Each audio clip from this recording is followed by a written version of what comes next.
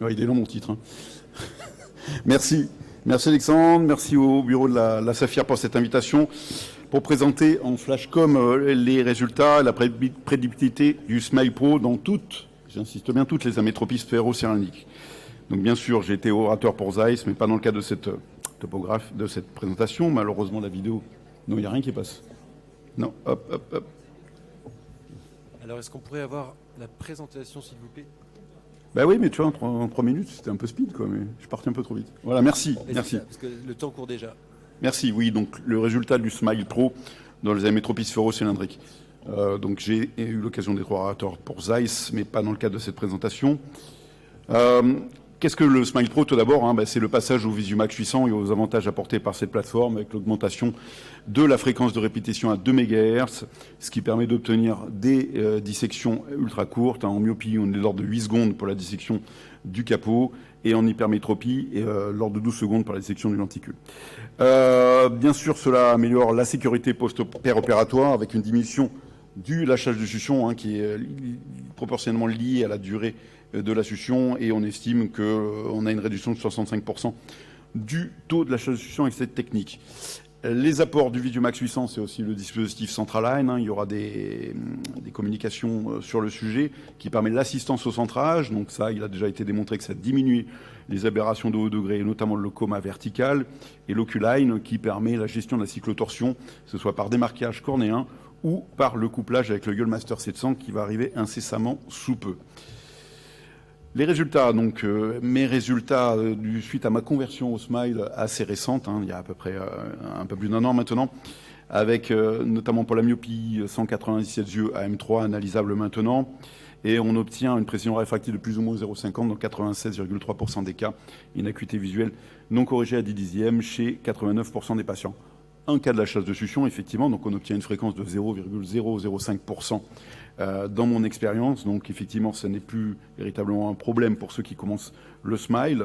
Le hachage de succion a été survenu en fin de procédure au moment de l'incision, ce qui n'a pas posé de problème technique. Les retouches, toujours la question de la retouche en Smile. Donc dans mon expérience, 5 yeux retouchés. Donc on correspond effectivement aux études avec 2,5% de retouches, dont 2 monovisions mal supportées. Donc vous voyez, ce n'est pas forcément des problèmes réfractifs.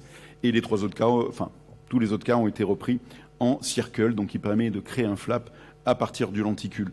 Donc le nomogramme est maintenant bien calibré, on voit avec un facteur correctif de 12%, on a un taux de correction qui correspond tout à fait à ce qu'on obtient en cherchant à obtenir, et pas de patient avec de perte d'acuité visuelle, plutôt un gain, généralement on a une acuité visuelle supérieure à 10 dixièmes dans 30% des cas. L'astigmatisme, là aussi, la question de la gestion de l'astigmatisme avec le Smile, donc là aussi, un faux problème, ou en tout cas un problème qui a été fortement diminué par l'apport de l'Oculine notamment.